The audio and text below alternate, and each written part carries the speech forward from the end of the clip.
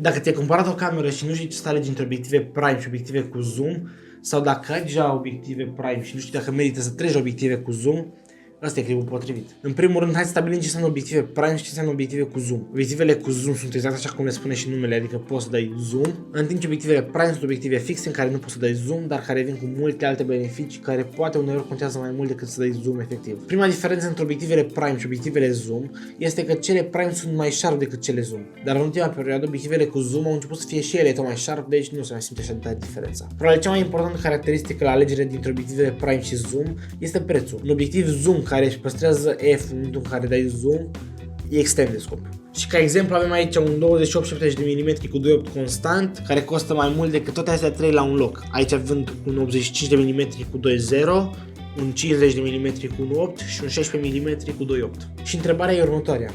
De ce aș vrea un obiectiv cu zoom de la 28 la 70 când aș putea să iau un 85, un 50 și un 16 care acoperă o plajă și mai largă și care sunt și mai ieftine? Păi, ar fi o situație.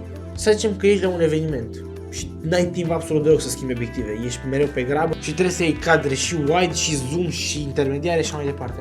Acolo singura variantă pe care o poți folosi ar fi un obiectiv cu zoom. Și motivul pentru care îți iei un zoom cu F constant este pentru că te încurcă enorm de mult să dai zoom și să se închide imaginea în momentul în care dai zoom. În unele momente prefer și eu să folosesc obiective prime și asta pentru că de multe ori sunt mai mici și mai ușoare. Ignorând faptul că acest 85 se apropie foarte mult de dimensiunile și de greutatea acestui 2870, putem să luăm ca exemplu unul din acestea două care sunt mult mai mici și mult mai ușoare decât 2870 ăsta. Am luat obiectivul ăsta în urmă cu vreo 8 luni de zile și de când l-am folosit la fiecare eveniment pe care l-am avut.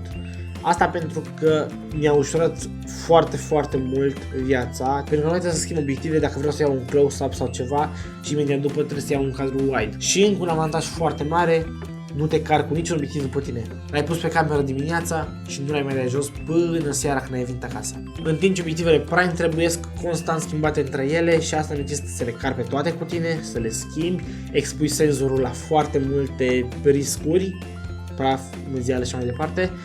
Așa că în unele situații merită mult mai mult să folosești zoom decât prime, dar în momentul în care faci filmări medii controlate, fie în casă, fie în studiouri, fie faci pe un set unde ai timp să schimbi obiective, prime-urile câștigă detașat. În schimb, dacă ești la început, nici nu știu dacă merită să-ți recomand obiectivul ăsta. E un obiectiv foarte scump, foarte bun, dar mult prea scump pentru un începător. Pentru început, recomandarea mea este un obiectiv pe care l-am luat și eu la început, și anume un 35 de mm.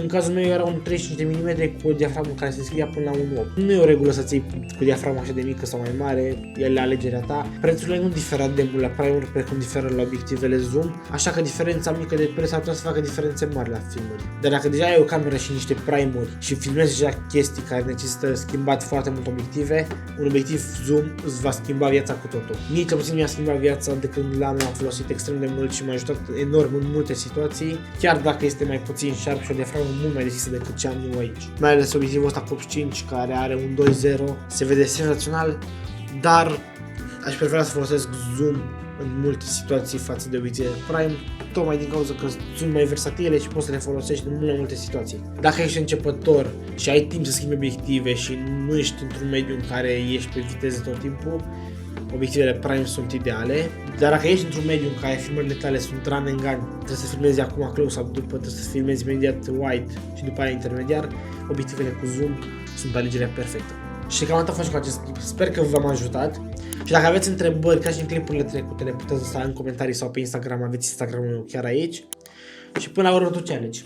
Obiective prime sau zoom?